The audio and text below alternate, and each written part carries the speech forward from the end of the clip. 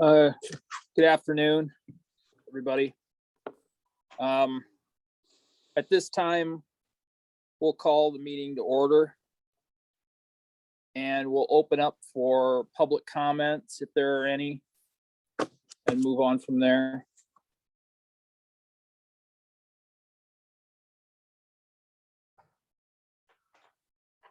We have a couple of people in attendance, but nobody's asking to speak. Okay, we'll close public comments and move on to agenda item number 1, approval of the February 24, 2022 minutes. Does anybody have any additions, deletions, or comments on the minutes?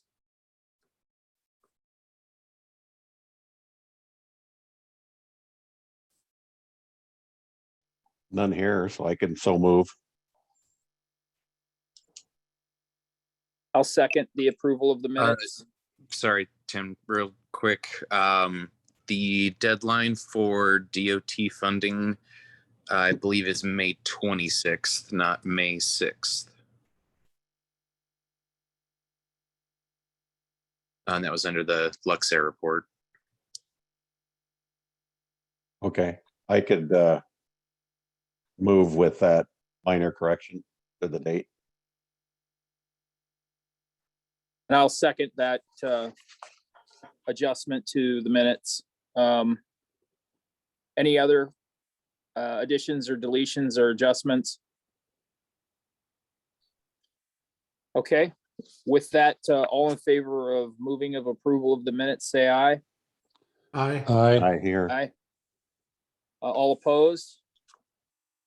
The ayes have it and the minutes are approved. We'll move on to item agenda number 2, the Luxair report. Go ahead, Steve. I have nothing really to report since the last meeting, other than still have that building and some pothole issues. And I suppose one thing to note about some of the data, up till now, I've just been appending the new months, and for this one, I now I took out, I think, January of 19th, so we just have a 3-year rolling total, if just so that the length of those graphs didn't get unwieldy. If people would prefer to keep going with a 3-year rolling window, or to go back to just have that static starting point, I guess you guys can let me know.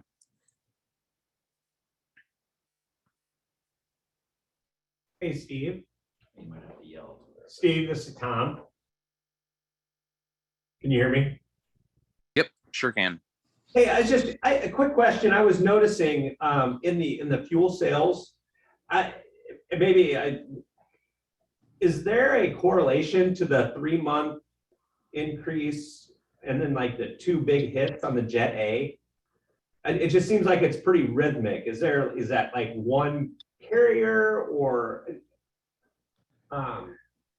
So our primary customer for the jet fuel is Flight for Life. So perhaps they've just had more calls. Okay.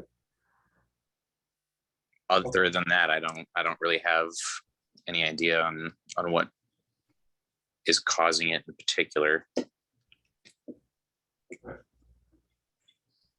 All right, I was just curious more than anything. I didn't know if they're the primary user, if they fill up every so long or what, but thanks, that's all I need. Yep, no problem.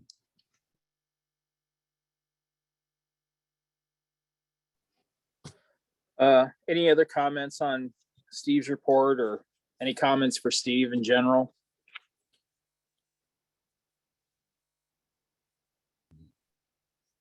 Okay, we'll move on to item number 3, the chairman's report. And I don't want to put, okay, so last weekend we had Bob Stokes come out and him and I had a conversation, and we kind of toured the airport. And I don't want to put you on the spot, Bob, but if you want to give your impressions of what you saw and what I'd be willing to give up the time for you to kind of talk about what you think and what you saw out there and what improvements you'd like to see based on your visit. Well, thanks, Tim. And yeah, I wasn't prepared to speak, but yes, there were certainly some things that you and I talked about and viewed and toured. A lot of them safety related, signage. There's nothing keeping vehicular traffic from even crossing a taxiway and going right onto the runway. And that just kind of blows my mind that we don't even have a sign there, let alone a marking on the pavement that says, don't cross this line. I mean, that was kind of alarming to me. The potholes, like Steve says, that was, I know it's that time of year, but I think we're beyond just, this is something that we probably should have been taking care of. It's just pulling onto the property. You don't feel like you're actually on city property. You just feel like you're in some small little private airport. And I don't think it's reflective of what we want as a city or as a committee. There's fencing that needs to be repaired. There's a building that needs to be torn down. It's just a lot of things that just seem like they haven't been maintained. And I don't know if that's the city looking at Luxair or if that's the city's responsibility. I think it's the city's responsibility. But a lot of safety related items I think need to be addressed, was my impression. And so, the weather was starting to change and we didn't get a whole lot of time to walk around, but those are just some of the low hanging fruit that I think that need to be probably discussed. And I don't know how we go about getting to that next step of how do we get these things taken care of, I guess. Is it a request by the committee? Is it, I don't know, I guess I'm a little at a loss of how that works.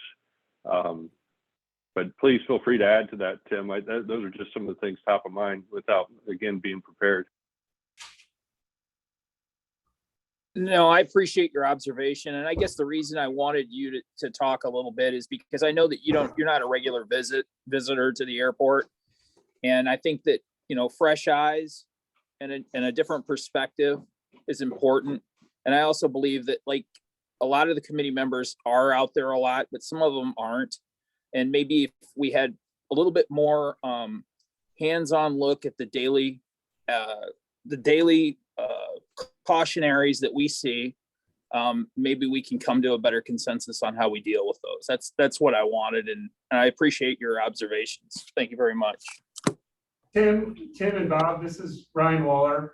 I don't know if you can see where I'm at. I'm over here. Can you hear me okay? Yep. Okay. So I appreciate the comments. Just the meeting that we had, what was it, last week or 2 weeks ago, we shared an update about how we, the city, are working with Luxair on making sure that all the agreements that have been adopted over the years, we're amending and restating them to bring it under one umbrella agreement. So those are discussions that we've been having with Luxair since I started back in November. Those conversations were taking place. I bring that up and just kind of circle back to that conversation because within those discussions, we talked specifically about safety protocols. And one of the terms that we had discussed about was once we get to a point where that agreement is in acceptable form and suitable to Luxair and the council, that and it's effectuated from there, then within 90 days, the two parties have got to come together and develop a safety inspection program. So appreciate your comments and recognize those. That's something that Councilman Harper, who's on here, and I know one of our residents who's attending has been also talking about the importance of having that kind of stuff in place. So we're working towards that. It's going to be memorialized once we get to a point where we've got an agreed upon restated agreement. Bring Luxair, the city, and other partners. I'm still learning, but I understand the flight school, and just bringing all the partners that need to be part of that conversation to develop the game plan and understand and assign responsibility.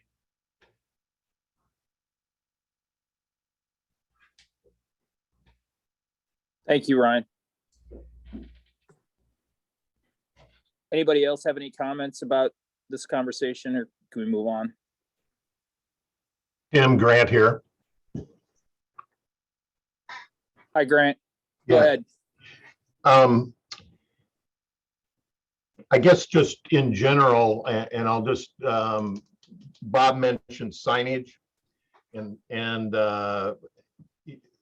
the comment about the earlier comment about the building tear down. I think some of these things have been known issues. And I would just, Ryan, for the city team, I guess, I think we need to just drive those to closure in through whatever path we can, especially the issue of unfettered access onto the runway. I just, again, these aren't any new issues. They're just kind of repeat offenders. And so I think we just have to act at pace now to rectify those matters. So just a comment from my vantage point.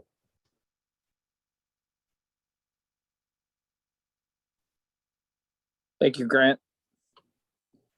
Any other Tim? comments? Yeah, Tim, one Go ahead, more Mike. thing for Ryan and the city staff is as you're putting all these things together with Luxair, is there going to be a look at the ordinance that established this committee to make sure everything still is in alignment as far as the obligations and responsibilities of this committee and how it matches in with what's going into those documents?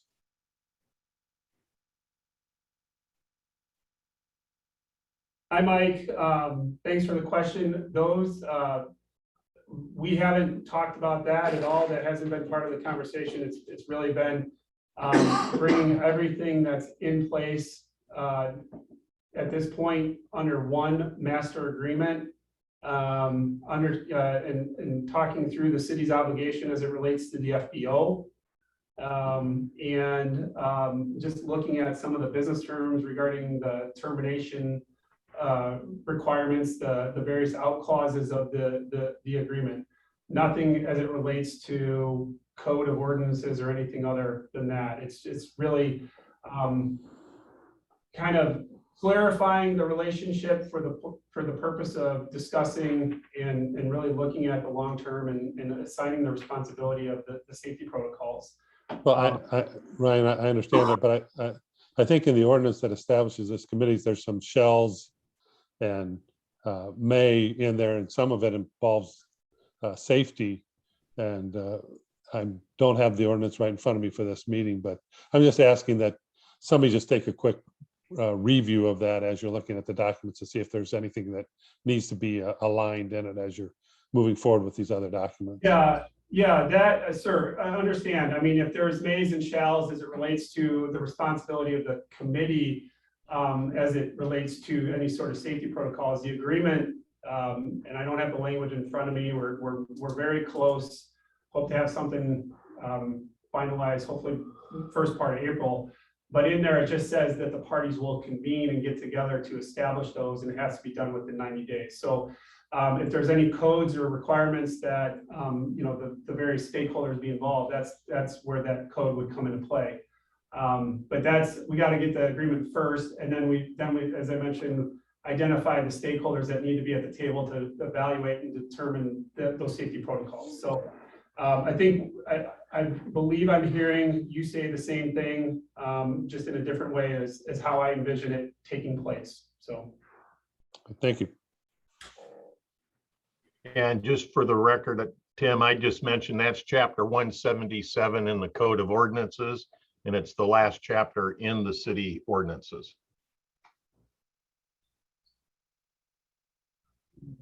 Thank you, Mike. Thank you, Grant.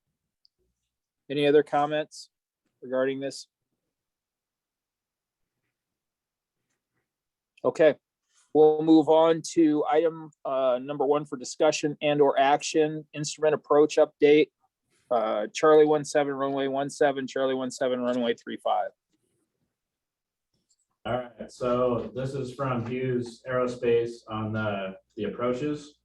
I am not a pilot, so I do not know what I'm looking at here, but this is the first draft that they have submitted to us. So looking for input from you guys.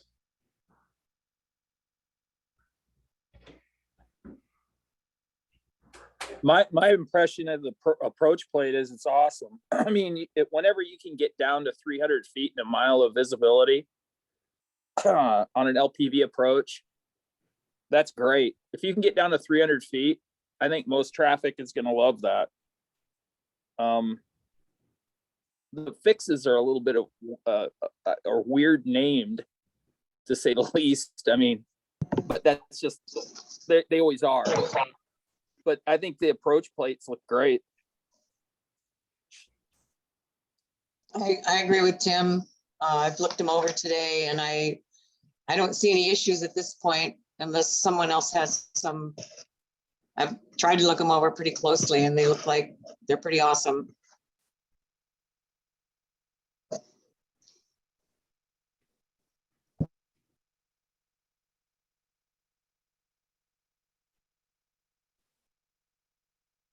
Just a quick point of order. Is it something that they will bring the final back to this committee? Is that would be the plan? Yeah, John, that would be the plan. They did submit I don't remember how this was attached, but they did send it preliminarily to the FAA at the same time they sent it to me. Okay. Do you happen So I to assume- know? Do you happen to know when there would be a time frame for them to be published? Did they give you any indication of that? No, it was basically an email that said, here's our preliminary, we're happy to keep working on it. So I just wanted to get it in front of the committee and make sure that it was what you're at least hoping for. I did talk to him recently, and they said that I think Hughes, like most of their work is done, and it's now submitting it to the state and the FAA for approval for like environmental impacts and stuff like that. And we're probably looking at something like 6 to 8 months.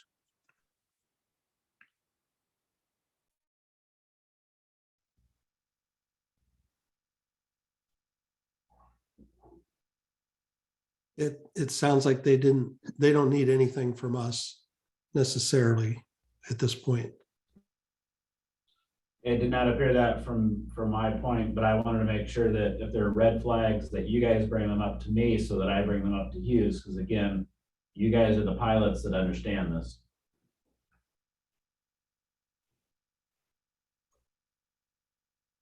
Yeah, I don't know how to pronounce MLU, whatever that is.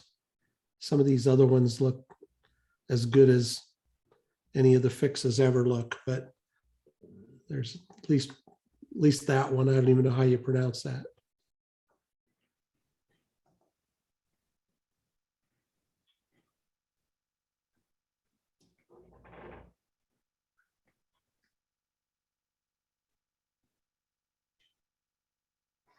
Tim, I have a different question about this.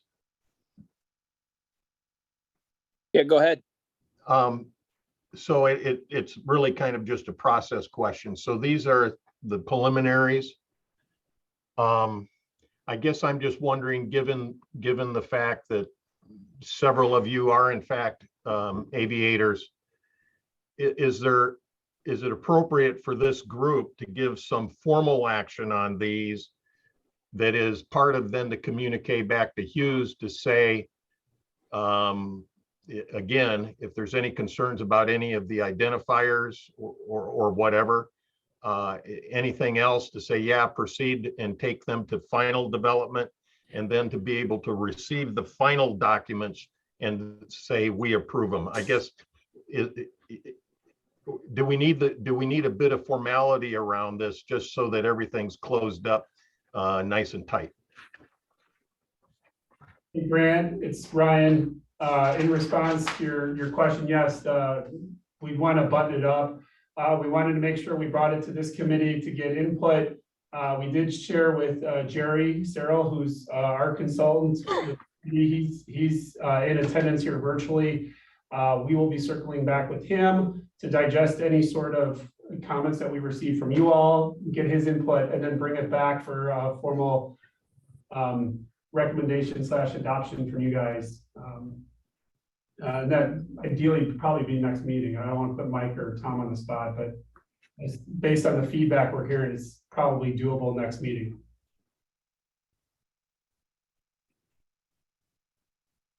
If they sent this to the FAA, I get the impression that they're moving ahead with or without any approval or, check off from us.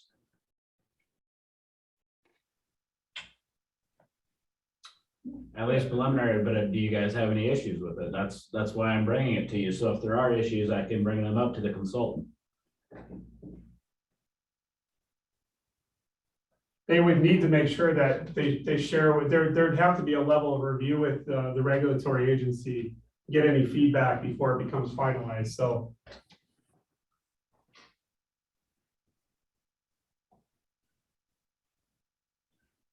Not to put you on the spot, Jerry, but did you have an opportunity to take a peek at it, or?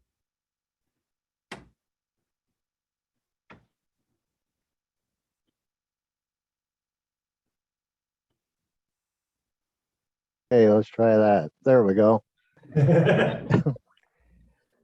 Yes, I would agree with a couple comments that the committee has made. I think these approaches, I was surprised with the LPV approach and the minimum, down to 229 on 3.5 and so on and so forth. Compared to other airports, similar in size, I was pleasantly surprised with what they've developed. With regards to time, it does the 8 or 9 months for FAA to publish these approaches. That's right on. It takes a long time to go through the FAA process, and it involves about 8 or 9 different divisions of FAA that comment on these draft approaches. So the other thing that I did want to point out, the approach categories are for A and B aircraft. So those aircraft with an approach speed under 121 knots, if you'll note in the approach plate, that's what these will be published for, those 2 categories of aircraft. With that being said, unless there's other comments, I think maybe it's just appropriate to relay the information to the consultant that, at this, everything's looking pretty good. And there's, if that makes sense to the committee, I don't want to put words in anybody's mouth, but that might be a good, that way I don't think there's formal action necessary, but we can just relay the information. Relay the info, finalize the document, and bring it back, and then implement.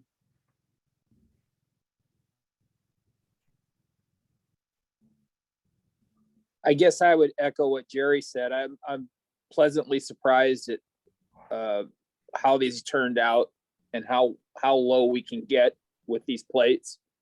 So I'd be more than happy to move forward. I agree with Tim and Jerry on everything they said. I'm really happy with how the approaches turned out. I don't have any issues at this point.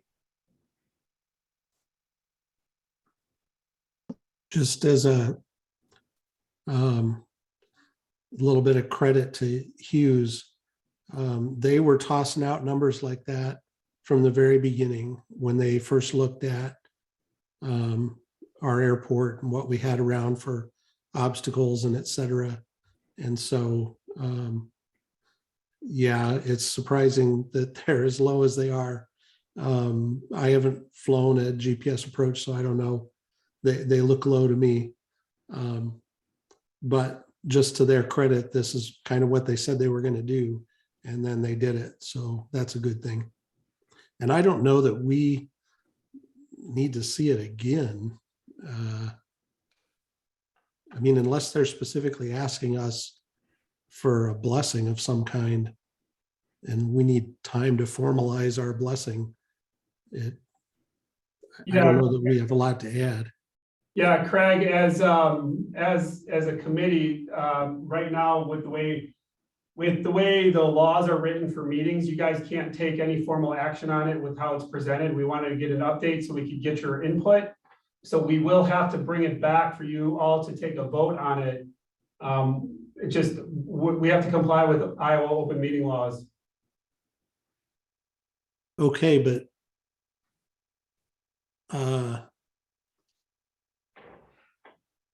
well, I guess I don't see how that comes into play here necessarily. Like, I mean, is this committee even the customer? I mean, this is literally the first work product we've seen on this whole project. Otherwise, they've been working, I assume, with Mike and, with city staff. And I would think the city staff is the customer, and I don't know that we're the ones that have to formally approve it. We would want a recommendation from the committee approving it. And that's got to be by law. We've got to have that as a formal action on the agenda in a manner that's written so you can take that action. And that goes back to one of the earlier questions about the code authority.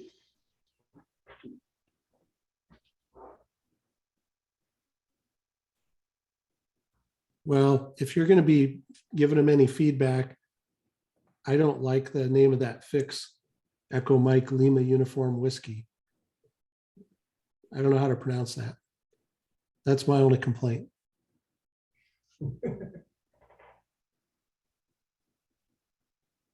How does the rest of the group feel on that?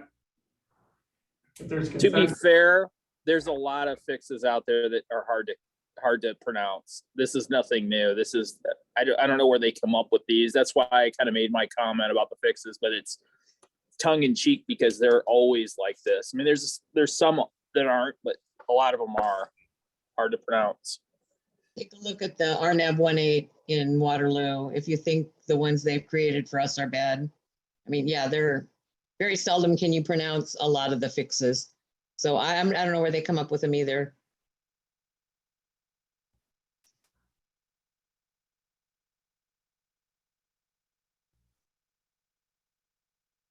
Okay, is there any other comments regarding the instrument approaches?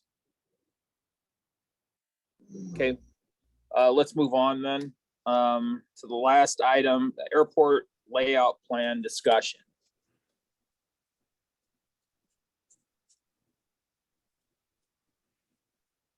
Anybody want to start?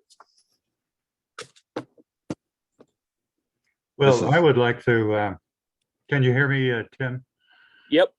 Okay, thank you. I'm sorry. I had the mute on earlier when I was going to make the comment. I understand from the last staff meeting that there was a reason given that the city council wanted to scale back the airport layout plan to not include the east-west runway. And since I wasn't at that meeting, I was out of town, sorry, but I'm just curious as to what were the reasons given for that?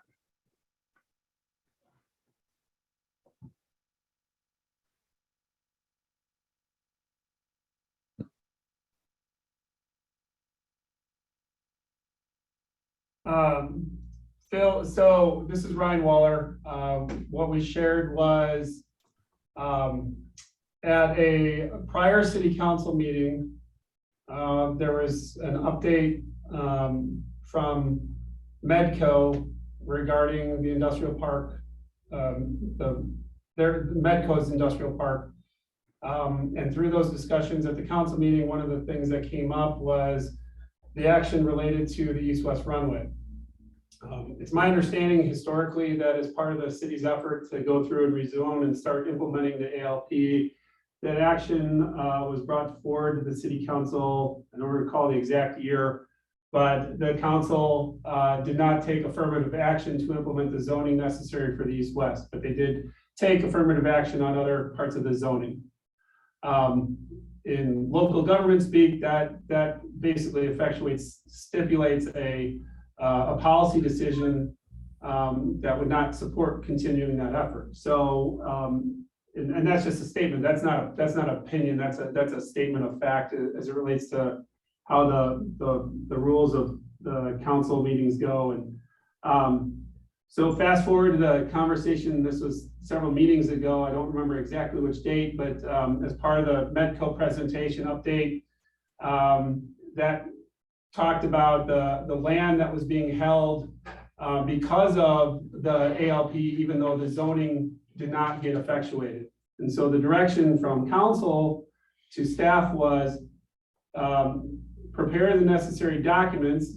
In this case, it would be a resolution suspending that provision of the ALP to provide some clarity about the action or not the action that wasn't taken as it relates to zoning. When we provided the update last week, we had shared some of the other things as it relates to the lease agreement. And there's a number of things that are kind of coming into place. And while they're separate, they're also tied. But the resolution is really meant to be a policy statement that the council is reaffirming their position back in 2019 that they were not going to pursue with the rezoning to implement the east-west runway. That provides some clarity and gives Medco the ability to look at that ground and do something with it rather than how. And it's not just Medco. There's other property owners that have been holding their ground or can't develop it in a manner that they choose because of this concept plan. So it's a short-term policy. It's a restatement of sorts from the council that there is this desire to go away from the east-west runway. Now, I don't want to speak for the council, but that's the direction that we had. So we're preparing this document, which the council will be considering. Again, it's a resolution basically that would permanently suspend that requirement of the ALP. That's the tentative schedules to get that before council that first week in April. So so we'll have some clarity on that. Now, that action does not officially amend the ALP. What it does is it's a policy statement. So that's an interim step. Getting this agreement in place with Luxair is another one to then allow for, and this was the discussion, Councilman Harper and Councilman Cernad were part of this conversation last week. And certainly if I'm not saying this correctly, Councilman Harper or Tom or Mike, please jump in. But as part of this tentative lease agreement that we're working on, it would afford the city council the opportunity to determine the long-term future of the airport and really bring more clarity to an otherwise convoluted arrangement. And that would allow for future full comprehensive review, update, and execution of the ALP. There's a lot to unpack there. I'm trying to keep it as high level, but there's a series of steps that need to be taken in order to determine the future, and then not only the future, but what improvements get done and the affordability of such improvements.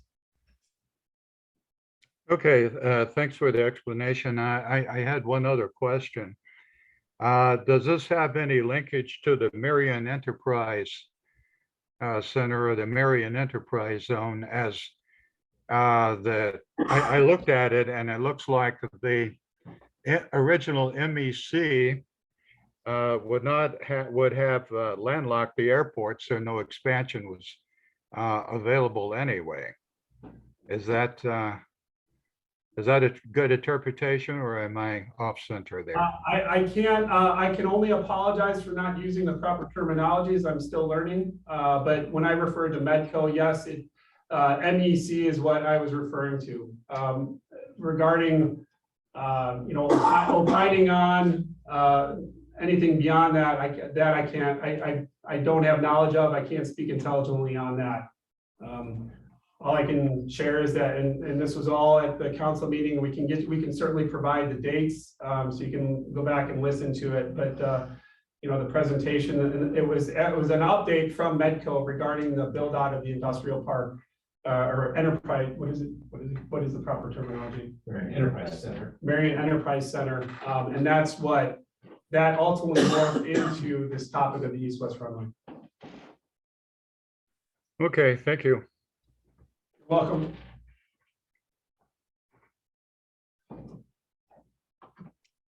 This is John. I wanted to thank Tom for sending out a link to the ALP. I had an old copy and tried to figure out if it was still current. And I appreciate that you sent out the entire document because I had a chance to go through that again and kind of refreshed my memory of everything we did back. I mean, there was a lot of work in that thing. It starts with history and it goes through projections and it goes through goals, and then it comes up with costs and dates and a lot of things in there. I did hear the last meeting we had talking about either downsizing or right sizing or whatever the terminology was, but even in the ALP, there's different lengths for both runways. There's a maximum build out, and then there's another runway that east-west was the minimum was going to be 4,000 instead of the 5,600. So I would think there would be a way to go through this and logically look at what the goals are without just saying we're just not going to do it. My approach with all the work went into it and everything that this committee and the years we spent on this thing, and the city's in the airport business. I'm sorry, but so you got to take it and run with it. So I just hate to see just say blanket, we aren't going to do it without really looking. But thanks, Tom, for sending all that back out again, because I forgot everything that went into that when we worked on that. So, and I hope you had a chance to look at it too, because it was refreshed our memories a lot when I actually read through it. So my thoughts. Yeah, I think the thing I noticed when I was going through it again is the degree to which the east-west runway is kind of important to the whole point of the ALP. Like the whole thing is about justifying what ought to be done, and the conclusion that is arrived at based on all of the inputs is that a longer north-south and the existence of the east-west runway and its orientation and whatnot. But and so by failing to do their job and adopt the appropriate zoning to support the ALP, it's not just saying, well, we're going to just take out the east-west runway. You're taking out the airport that this ALP talks about. And so you're really throwing away the ALP entirely.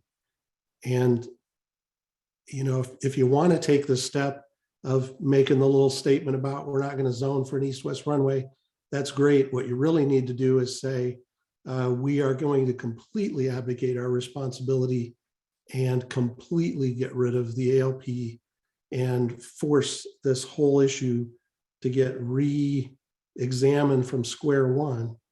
And then it'll be, I don't know how if you eliminate the possibility of an east-west runway, which this ALP, argues must be there, then you can't have an airport at that location. I mean, you might as well turn Hughes off and, kick Luxair out and call it. It's done.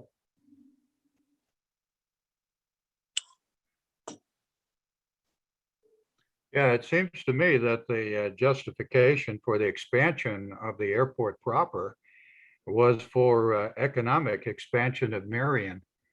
And without an expanded runway system, I don't know how you can argue for expansion of the Marion economics.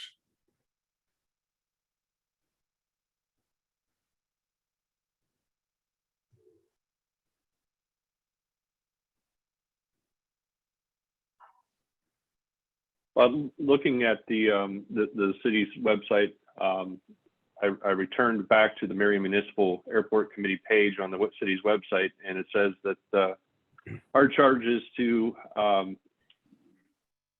ensure proper airport development and operation, and I don't see how this aligns with that. So I guess.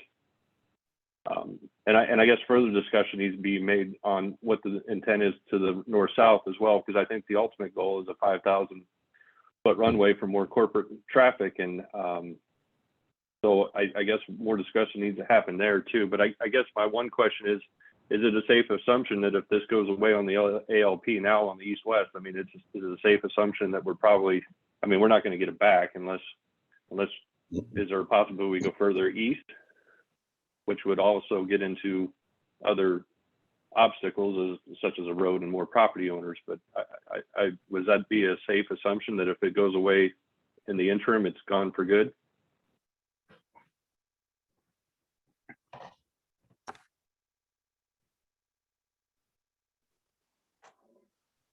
I think it's a good question and point, Bob, that I think there is an obligation when we move forward to remove that east-west is to have direction from the council to take a look at the ALP and make those revisions so that we have a document that's in alignment with the zoning and such. But I think the ALP will change with the direction that we're receiving. And if I can, just to again, map out the steps, the short-term important steps for our community, for the airport, for the city, is this agreement with Luxair. Once that's done, that allows the council and the community really to evaluate over the next year, what is this convoluted arrangement look like, and how do we get away from this hybrid to make it something that is much more in line with a municipal airport? Because right now, the existing relationship, and I don't have the historical context that everybody does, but just from what I've been hearing and observing, that it's not sustainable to have this hybrid where the city owns the runway, another entity owns the other parcel. So there's got to be a long-term solution to that. And part of as I mentioned, with this agreement with the city and Luxair that we've been working on, is to get that time to, because right now the existing agreement said that Luxair can back out of this deal in 30 days. Well, that doesn't do anybody any good, especially our community, and the long-term viability of that airport. So give the community, the council, the key stakeholders of the community, which would include a number of you, to evaluate the long-term viability of a sustainable model so that we can get past that to then start focusing in on what is the ALP, what is appropriate, what is affordable, what is executable. And please don't take that statement as a pronouncement of the existing one, but want to make sure that everybody is brought along and has an opportunity to really dive into it and make sure that it's done correctly, and that once that's done, then we execute, we have a sustainable plan moving forward. Again, there's a lot of things that have to happen to get to that point. And I realize that, coming into an organization and, I'm 100 days in, and I learned, last week when we first met that you guys hadn't met in 6 months. So, really getting this group re-energized, making sure that you guys are part of that process moving forward. But bring clarity to, again, this really convoluted hybrid of a situation that doesn't allow us to move forward in a really sustainable manner. And again, if I'm saying anything that's out of school, out of line, I'd ask Tom or Mike or Councilman Harper to jump in and correct anything that I said that's inaccurate or outside my realm of understanding.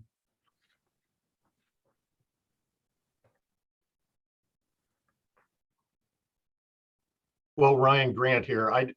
So the way you've characterized this and given some context to it, I think you're accurate in how you've described it here this evening. The only other thing that I would want to put a highlighter to that was part of my commentary at the last meeting is, and I've done a fair amount of reread of the ALP, and one of the comments that really struck me about this was, in fact, it says on page 38, it's the preference of the Airport Advisory Committee for runway 1735 to become the ultimate primary runway. And prior council action a couple of years back, I think in early July of 19, I think was really what was said there was, get about the business of getting the runway to 4,000 feet. Obviously, the ALP has some design considerations to take that out to in excess of 5,000 feet, 1735, and that opens up different classification of airport. So my comments at the last meeting was simply, let's put some energy around achieving that objective and know what we need to do relative to 1735. And in parallel with that, we review and confirm any thinking that is associated with the long-term, not only the runway, but also the balance of the airport's facilities. So that's kind of where, my emphasis was at the last meeting. And as Ryan said, we just needed to ensure with our partners at Luxair that we were in a condition where we had some very clearly a buffer of time that wouldn't be challenged and short circuit the additional discussion that Ryan has just outlined for everybody. So that's sort of a recap of where my thoughts were and where my focus was. And it was really to do the right things to make 1735 optimal. This is John. The question I would have is, if you recall, when we got our grant funding from the DOT, they liked this hybrid. They thought it was a great idea and a great model. I just remember the comments we got. But the question I have is, does the rental agreement drive the ALP, or does the ALP drive the rental agreement? You're coming from both directions. I'm trying to figure out which is the primary. It's hard to do an agreement if you don't know how many runways you have. So that would be my question. Well, and you've got the city saying that they don't really have a commitment to the airport. If I was Luxair, I'd be worried because it's not just that there's not a commitment to the ALP, there's not a commitment to the airport. And because if you're going to landlock this airport with one runway, one short runway, then, you know, everything that we're trying to do here is for naught. And I would just point out the quote from page 38 is talking about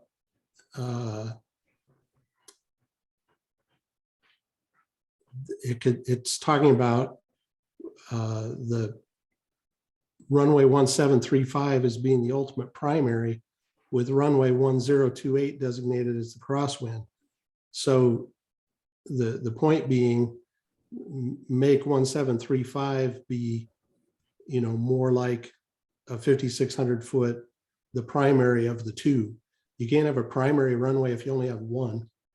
And so we shouldn't interpret the words of this past Airport Advisory Committee to mean that what they would prefer is to just have one long runway.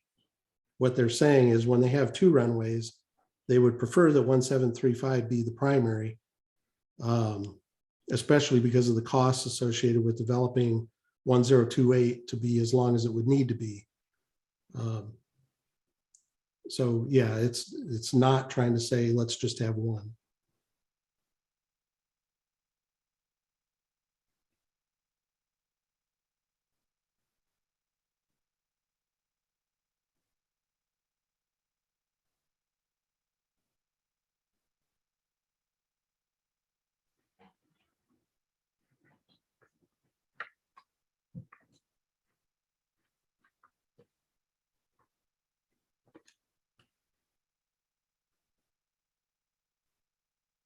Yeah, it's actually interesting to go back through those 4 points in that summary in the ALP.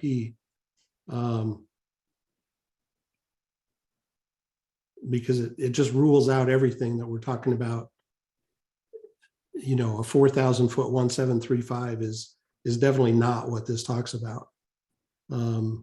It talks about that only in the context of building a 5,600 foot 1028.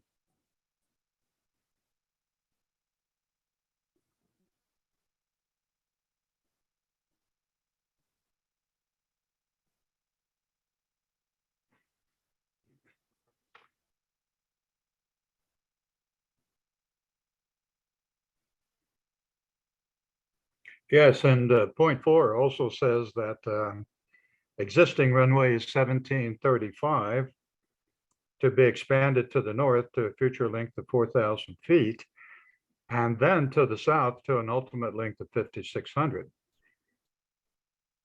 And of course, it goes on to discuss acquisition difficulties if they are encountered. But it seems to me like if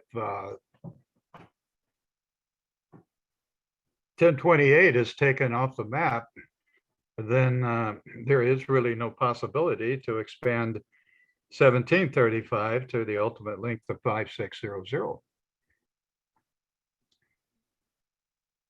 I mean, because, you know, that 1735 goes south, would have gone south into the new 1028, I'm sorry.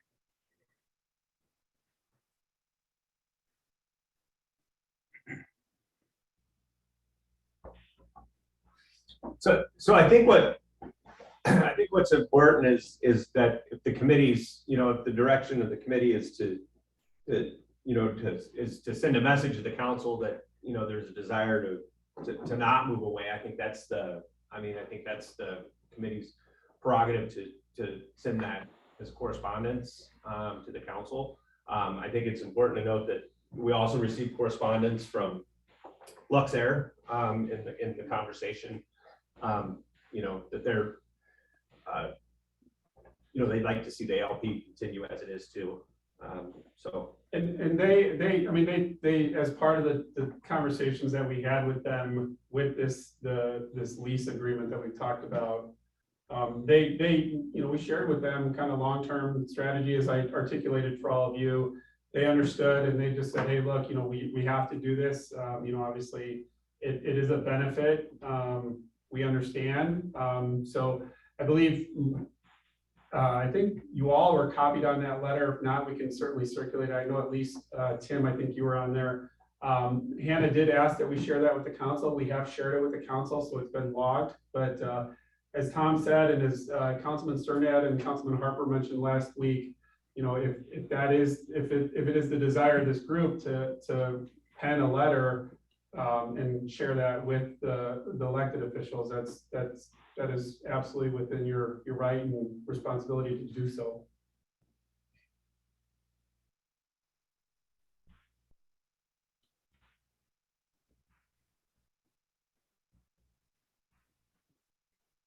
I think we're all in agreement that you know, I think we all kind of feel that it's incredibly short-sighted for us just to toss the ALP as it is right now. And I think that I think as a group, we should formalize our thoughts on this and give it to city council, because you know, these are long-term decisions that are getting made right now. And for us just to throw this away and not take serious time, we're never going to get it back. So maybe that's our next step as a group, is to formally write a letter and send it to city council. How do we go about doing that, Tim? Do we have a separate meeting? Do we do it in this forum? How do we go about doing that? Well, I think we could just probably assign one of the members. I mean, pretty much everybody here that's a member of this committee is on the same page, I believe. And if there's one of the members that feels like they want to take the time to do that, please speak up. And I mean, I'll sign it. I agree with everything everybody said here.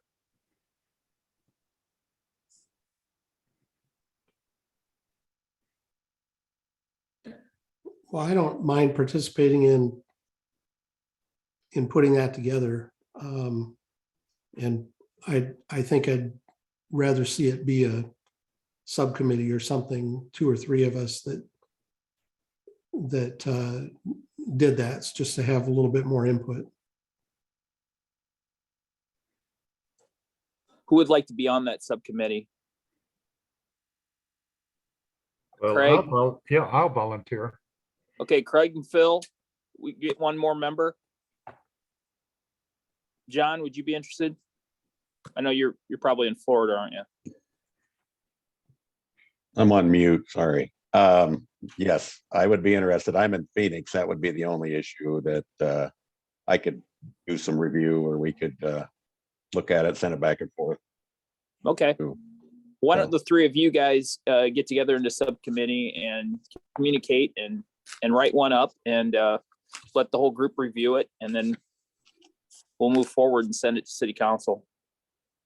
What's our time frame here?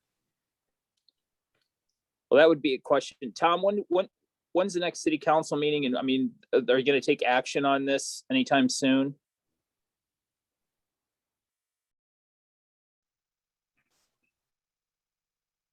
So I think with the next city council meeting be next Thursday, and I think the discussion regarding that would probably come April 7th. Ryan, Yes, sir. would you allow the motion that if we made a motion that the committee authorizes the chair to sign the letter on behalf of the committee, could we make that? It's not officially listed on the agenda. You can't take a motion, but you can certainly reflect it in the minutes that direction is provided. So the committee is providing direction to the chair to sign the letter created by the subcommittee. Is that allowed? Correct. Yep. Okay. And was it Bonnie was the other one on this group? No, it was actually John, No. Craig, and Phil. Unless Bonnie wants to participate, that's fine too. I'm not articulate in writing, so I think the choices are better the way they are. I would be willing to consult, but I'm not good at writing, putting things together. Has to be a subcommittee. We can't get too many people on it. Right, right. So if you have the three of you that'll do that, that'd be great. And I think you're gonna do a service to all of us, so. And then we were meeting at John's place. Is that what I heard? Yeah. Yeah, you don't want to check airfare or driving, either one. Okay, I with think this that, should be a city expense, shouldn't it? I'm afraid that's not permissible. Uh, Okay, I was gonna say I'd actually approve that. Councilman, you're one of 7, so you really can't operate on your own, but if it was here, I'd offer to buy everybody a drink. They're straight- John, couldn't you fly up to Mr. Bean's and consult with us over coffee? I would love to. It's cold back there. Well, we'll get together, us three, and figure out how we're gonna do this. Yeah, I think we can probably do it via email.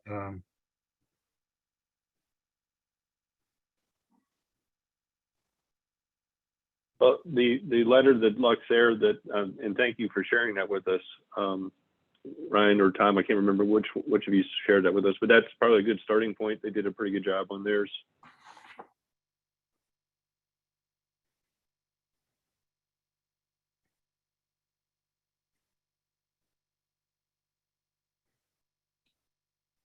okay, are there any other comments?